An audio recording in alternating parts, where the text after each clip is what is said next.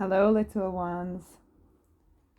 Tonight we're going to read Disney's Princess Stories, Part 2.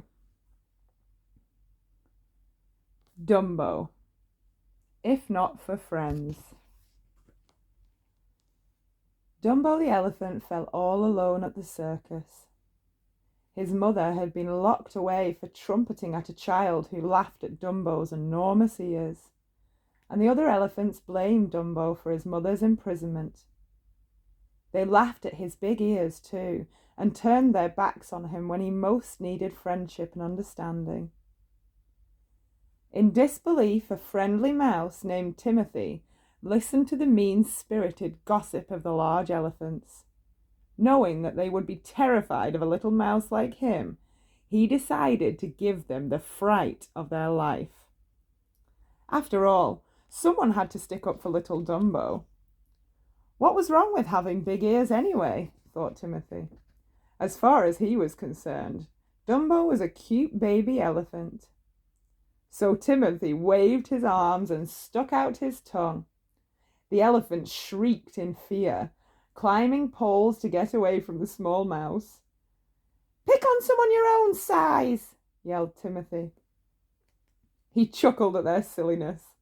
"Imagine being afraid of a small mouse," he laughed. "Wait until I tell Dumbo." But Dumbo was scared of Timothy too. He hid himself in a bale of hay and would not come out even for a peanut. "I'm your friend," Timothy assured him. He told Dumbo that his ears were very special, and then he promised to help him get to his mother and set her free if the little elephant would come out. Hesitantly, Dumbo finally looked at his new protector. "We'll make you a star of the circus," said Timothy confidently. He came up with a cunning plan. Sneaking into the ringmaster's tent that night, the mouse whispered his great idea into the sleeping man's ear. Thinking the idea had come to him in a dream, the ringmaster announced his amazing new act. "Dumbo, the baby elephant, leaping from a springboard to the top of an amazing pyramid of bigger elephants." Dumbo was very nervous as he ran towards the springboard. He tripped over his ears and fell, not only knocking over the enormous pyramid of elephants, but also causing the tent to collapse. After that, to make matters even worse, the ringmaster made Dumbo a clown. The poor little fellow didn't trust the other clowns to keep him safe, and the ringmaster dressed Dumbo up as a baby and forced him to jump from a burning building. Dumbo had never been so scared and humiliated. And when the show was over, the little elephant was inconsolable. Timothy tried to comfort his friend. He offered peanuts as he washed the clown paint off with warm, soapy water. But still, Dumbo did not stop crying. Timothy knew that the only one who could help Dumbo now was his mother, so Timothy took him to see her. Even though only her trunk could hug him, Dumbo basked in his mother's love. And although he was sad to go back to his tent without her, Dumbo was thankful for Timothy's help. The next morning, after some strange and restless dreams, the mouse and the elephant awoke high up in a tree. Dumbo was so surprised that he lost his balance. Some crows laughed as the friends fell out of the tree and into a pond. "Don't listen to those crows," Timothy told Dumbo. But the elephant was already walking away, head down. Everyone was always laughing at him and his big ears. Only Timothy believed they would do great things. "That's it, Dumbo!" cried his friend. Timothy had been trying to work out how they had got up into that tree, when suddenly he realized how very special Dumbo's ears really were. "They're the perfect wings! You can fly!" cheered Timothy. His news made the crows fall over laughing. "Ha ha! Have you ever seen an elephant fly?" they jeered. Defending his friend, Timothy yelled at the crows for being so insensitive. How would you like to be taken away from your mother when you were just a baby and then sent into a cold, cruel, and heartless world?" The crows apologized. They really hadn't meant any harm. "What he needs is a magic feather," offered one crow. Timothy showed his friend. "Look, Dumbo, you can fly." Holding the feather in his trunk, Dumbo closed his eyes and flapped his ears.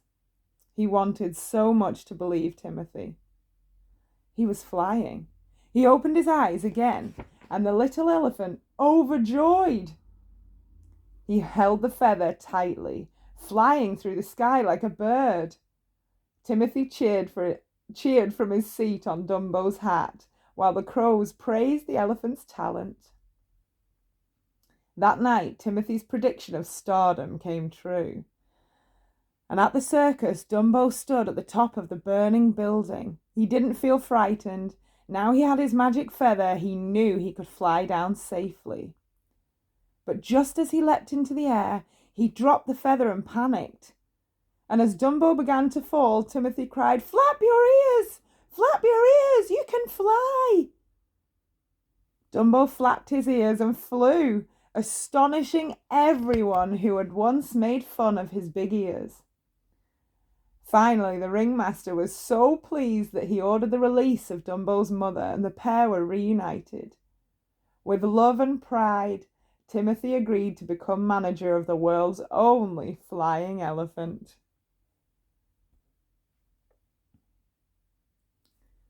The Fox and the Hound. Friends forever.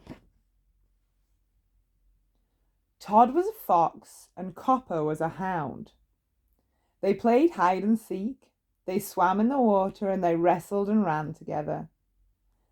Since they were unaware that a fox and a hound were not supposed to play together, a friendship developed, and each morning they looked forward to meeting in the woods for another day of carefree fun. "We'll always be friends, won't we, Copper?" Todd asked one day as they splashed in the pond. Copper agreed. They were best friends, and neither could think of a reason why that should change as they chased each other in the afternoon light. Then one morning Todd was disappointed when Copper did not come to play. Amos, the puppy's master, had decided that it was time for Copper to learn to hunt, like his old dog, Chief. Copper loved Chief like a father, and he was eager to impress him and soon learned how to track the scents of many animals, including foxes. While Copper was away, Todd was lonely. Mrs. Tweed, who had cared for Todd since he was orphaned as a cub, kept him company during the long winter. But still, the fox missed his friends. He missed Big Mama the owl with her exciting stories and wise advice. He missed the silly antics of his bird friends, Dinky and Boomer, as they tried unsuccessfully to capture a caterpillar. And most of all, he missed playing with his friend Copper. When spring finally came, he raced outside, overjoyed to be outdoors. And as he talked excitedly to Big Mama, Dinky and Boomer, he heard Amos's sleigh truck coming down the road. Copper was home. His friends tried to warn Todd that Copper would be different now that he was a hunting dog, but Todd refused to believe that Copper would ever become his enemy. "Copper's my friend," he insisted. That night, while Chief and Amos slept, Todd paid a visit to his old pal, and he was surprised when Copper said, "We can't play together anymore." As the fox tried to convince his friend to reconsider, Chief woke up and raced after Todd. When Amos ordered Copper to help track the fox, the hound led the hunter and Chief in the wrong direction on purpose. "I don't want to see Copper get hurt," he whispered to the scared fox. "Run that way." Todd obeyed happily, realizing that their friendship wasn't over yet. And when the fox returned home, Mrs. Tweed was very anxious. She wanted to keep Todd safe and happy. but knew that she could no longer protect him from Amos. Sadly, she hugged the fox, removed his collar, and left him in a wildlife sanctuary where she thought that he would be safe. The first night was long and difficult. Todd was scared and confused. He missed his warm home and all his friends. Beginning to despair, he caught sight of the most beautiful creature he had ever seen. It was Vixie, whom Big Mama had called upon to help the lonely fox. She batted her lovely eyelashes with a sweet hello, and Todd was completely in love. Happily, the two foxes roamed the wilderness together. Vixie soon taught Todd how to fish and how to cope in his new forest home. Big Mama, Dinky, and Boomer even came to visit, and Todd knew that everything would be all right. That evening, as he and Vixie were returning to their den, Todd spied a shiny object in the leaves. Snap, snap, snap, went the traps that Amos had set. Although hunting wasn't allowed in the sanctuary, Amos and Copper were after Todd. They blamed him for injuries that Chief had suffered when the hounds had chased Todd. With speed and courage, Todd and Vixie managed to get away from Amos and Copper, when suddenly a grizzly bear leapt out and attacked the hunters. Todd couldn't let his old friend come to harm, so he risked his own life to lead the bear to a waterfall. And as Todd climbed on the bank breathlessly, Amos pointed his rifle at the fox. "If he wants to kill you, he'd have to shoot me first," said Copper, as he stepped in front of his old friend.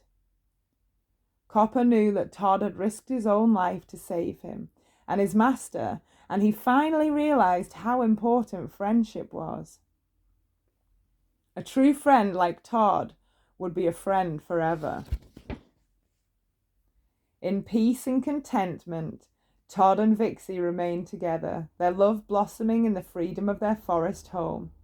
And occasionally Todd would look upon Copper from a cliff above the valley, knowing that even time, distance, and the laws of nature could not break the bond that had formed between them.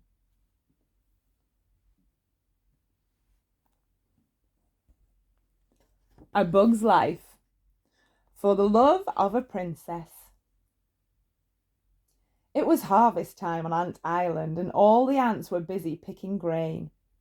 Suddenly a young ant named Flick rushed over to Princess Atta, the ant in charge, bringing his latest invention. But Atta wasn't impressed. Flick's inventions never worked. "Just pick grain like everyone else," she sighed. But Atta's younger sister, Princess Dot, believed in Flick, even when his inventions caused trouble. After all, he was a very clever ant and a good listener. Flick was always kind to Dot and cheered her up when she felt sad about being so small.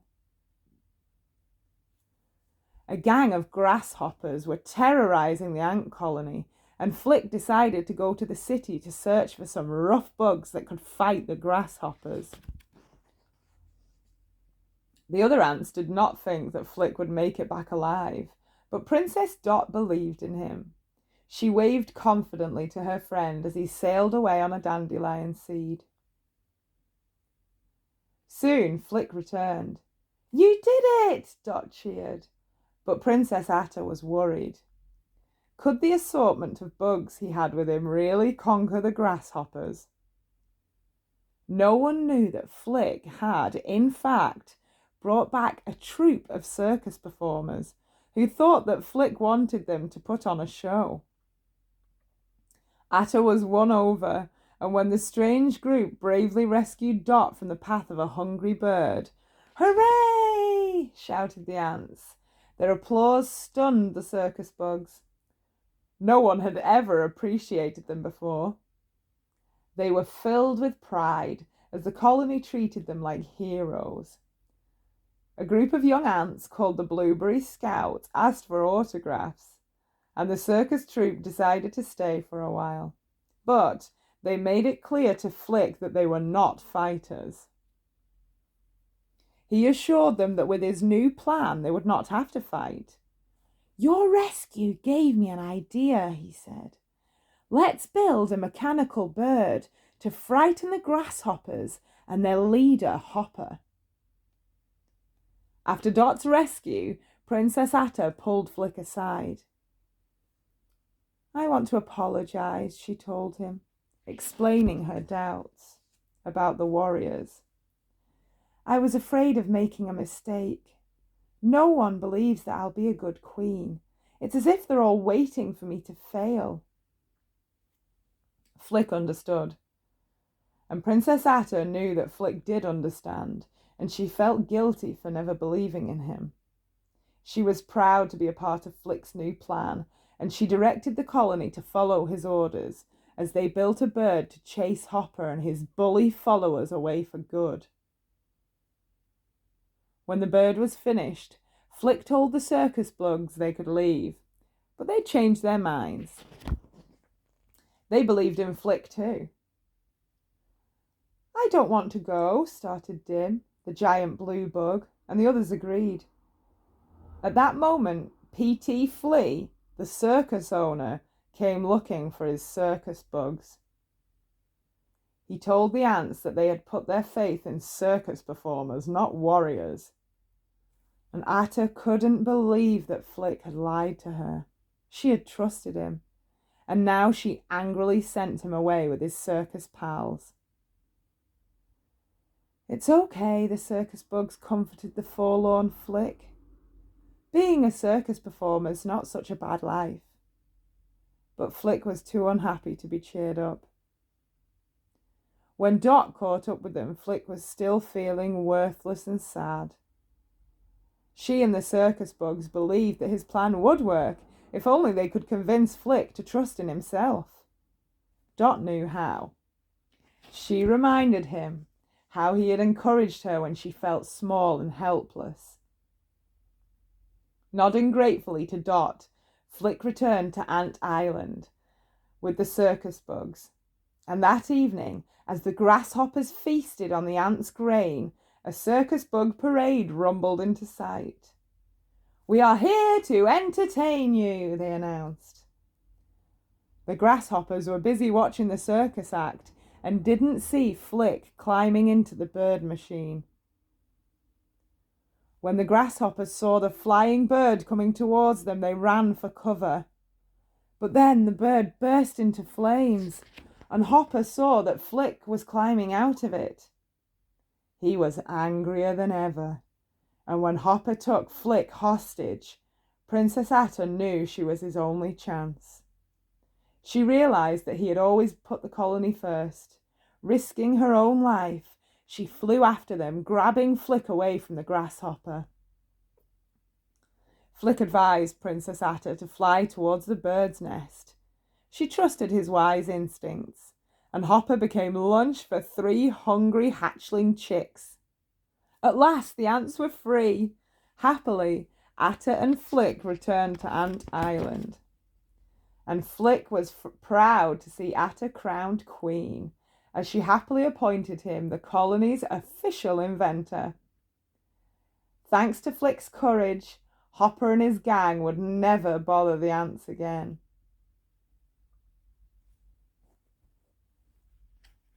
Lady and the Tramp. Opposites attract. Lady was a pretty cocker spaniel, and Tramp was a scruffy but handsome mongrel. One night, Tramp led Lady to an Italian restaurant where they ate the best spaghetti in town. The 2 dogs didn't realize that they were eating the same strand of spaghetti until their noses met. Bashfully, Lady looked away.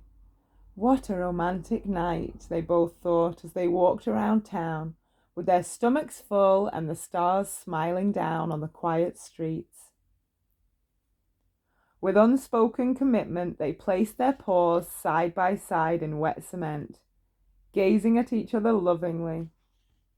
Then, Tramp guided Lady through a peaceful park and they fell asleep. When Lady awoke at dawn, she was happy, but startled to realize that she had been away from her home for so long. Tramp was surprised that Lady wanted to return to her fenced garden. "Open your eyes to what a dog's life can really be," he told her as they gazed at a beautiful view of the country. "Who knows what wonderful experiences two dogs can have, and it's all ours for the taking." Lady smiled. "Ah, it sounds wonderful," she agreed. "But who'll watch over the new baby?" Tramp realized that Lady was very loyal to her human family. Jim Dear and Darling were very kind, giving her the best food, a warm home, and lots of love. "With Lady here, I think life is quite complete," Jim Dear had once said. And now that the baby had been born, their lives were even more full. Lady felt needed in a way that she had never known before, and she was anxious to get home in order to protect the little one who had become very dear to her heart. However, when she returned, Jim Dear and Darling were away visiting friends. Aunt Sarah, angry at Lady for running away, chained the poor dog to her kennel. Misunderstood by the old woman, Lady was treated harshly, but thankfully Aunt Sarah did not attempt to put a muzzle on her. With a heavy heart, Lady resigned herself to a cold and lonely night. But no sooner had she settled down than she was startled awake. A large rat was sneaking into the garden.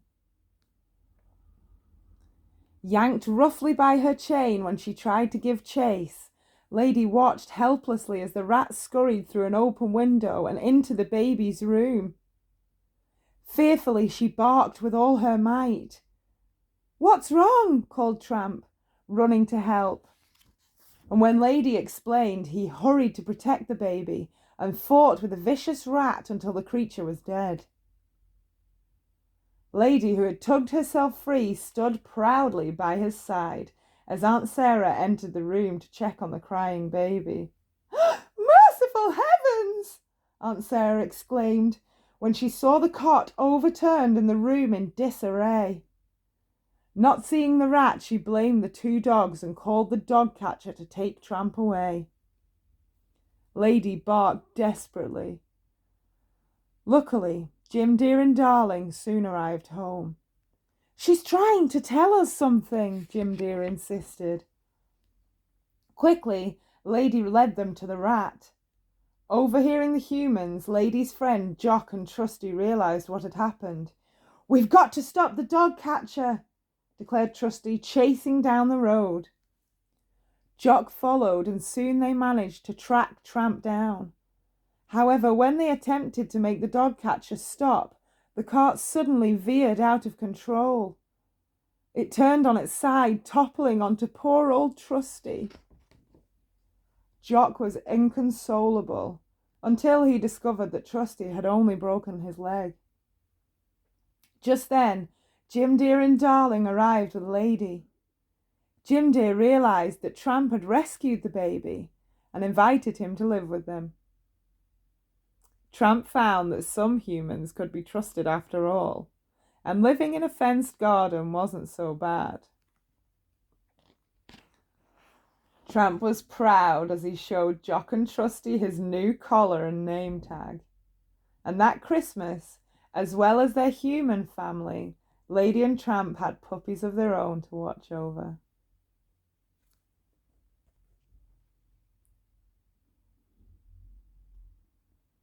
The Rescuers. Small mice with big hearts. One night, a nasty woman came and kidnapped Penny from the orphanage where she lived. "You're going to find diamonds for me in the Devil's Bay," she told her. "Don't worry, Penny," Rufus the old cat told her, as Medusa dragged the child away. Rufus was sure that her mother and father were looking for the girl just like Penny and would find her in the Devil's Bay. Medusa kept the child prisoner on a boat in the swamp, and Penny tried to escape, but Medusa's pet crocodiles found her and brought her home, back to the creepy riverboat. Meanwhile, at the Rescue Aid Society, a message in a bottle had been found from Penny. The chairman said, "Somebody needs our help right now. Who will go to this rescue?" The beautiful Miss Bianca had volunteered straight away, and when she chose Bernard, the caretaker, to be her assistant, he couldn't have been prouder. "The Rescue Aid Society is depending on us," Bianca reminded her friend, and Bernard nodded. He was only a caretaker for the society, but no mouse was more loyal. "Don't worry, Teddy, we'll be all right," Penny sobbed. As Penny prayed for help, the rescuers were climbing through her window. "Penny!" Bianca called softly as the child raised her tear-stained face. The mice explained that they had found her message and they had come to rescue her. The mice told Penny that they'd had many adventures along the way, and so far they had nearly been drowned, chased by crocodiles, and shot at by Medusa. But with the aid of a map, they'd found her at last. Penny's eyes lit up. She twirled Teddy in the air excitedly. Then she stopped short. "Didn't you bring anyone big with you, such as the police?" Bernard shook his head. "But if the three of us work together, things will turn out all right," he said. Together they came up with a plan. First, Bernard sent for help from their friends who lived nearby. Penny showed them an old lift that would make a good cage for the crocodiles. They could light fireworks to distract Medusa and escape on the swamp boat. "This is so exciting," Bianca declared, hugging the bashful Bernard. And even Penny laughed for the first time in ages. However, their fun did not last long. Medusa suddenly arrived, and Bernard and Bianca quickly hid in Penny's pocket. "You're going to look in the cave for the Devil's Eye diamond," shrieked Medusa. "But Teddy doesn't like it down there," pleaded the little girl, as Medusa lowered her into the cave in a bucket. But Medusa didn't care about Penny. She grabbed the teddy bear. "You'll find that diamond or you'll never see your precious Teddy again." Penny was so frightened, but she obeyed. The cave was spooky, but at least Bernard and Bianca were there to help her this time. Suddenly the ground shook and they looked towards a gaping hole where water hissed and gurgled dangerously. "If I were a pirate, that's just where I'd hide the Devil's Eye," said Bernard. Although it was dangerous to get to the other side, the mice helped each other across the hole. And sure enough, the diamond was in there, hidden inside a skull. Bianca and Bernard tried to pull it free, but the diamond was too big. It stuck tight. Penny yelled up to Medusa for help. The tide was coming in fast, but Medusa did not pull her to safety. "You'll bring me that diamond or you'll never see daylight again," she roared. Bravely, Penny crossed the hole and prized the skull open, just as the water rushed in. Caught in a whirlpool, Bernard and Bianca cried for help, and as Penny risked her life to save her friends, a wave tossed them all into the bucket. "Give me back my Teddy," cried Penny, as Medusa snatched the diamond out of the reach of her fat friend's snoops. Hiding the diamond in the bear's stuffing, Medusa pulled Penny out of the bay with her gun. Luckily, Bernard and Bianca thought quickly. They tied a wire across the doorway, causing Medusa to trip. And as Penny snatched the teddy, the rescuers ran after her and climbed on board the swamp boat. We did it! Cheered Bernard when they were safe. When she got back to the orphanage, Penny found to her delight that she had been adopted. And the next day, Bernard and Bianca and the chairman of the Rescue Aid Society watched Penny on the television. Penny stood with Teddy and her new parents. 2 little mice rescued me, she told the world, as she'd never forget her very brave friends. It's time to go to sleep now. Sweet dreams, little ones. Good night.